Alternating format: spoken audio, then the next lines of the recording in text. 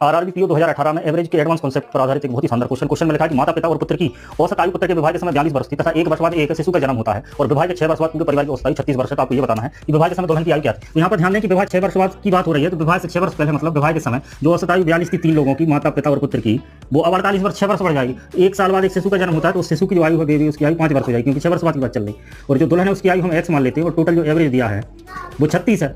ठीक है, अब यहाँ पर जो पूरे जो समीकरण बना है वो 6 वर्ष बाद का है। तो यहाँ पर ध्यान दें कि ये एवरेज से कितना ज्यादा है, 12 ज्यादा है, क्योंकि 36 एवरेज है।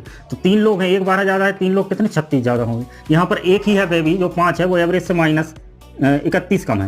तो ये दोनों मिलाकर 5 ज्यादा है, क्योंकि ये 36 ज्यादा और ये 31 कम है। तो जो आपकी जो दुल्हन बची है वो 5 कम होना चाहिए एवरेज से। तो एवरेज 36 है तो उससे 5 कम 31 होगा। तो ये दुल्हन की आयु 31 वर्ष आ गई विवाह के 6 वर्ष बाद। और आपसे पूछा गया है कि विवाह के समय उसकी आयु कितनी थी, तो 31 में से आप 6 कम करेंगे तो ये 25 वर्ष आएगी। तो इस प्रकार इस क्वेश्चन को आसानी से कर सकते हैं। इस प्रकार के क्वेश्चनों के लिए आप इस वीडियो को लाइक करें तथा इस पेज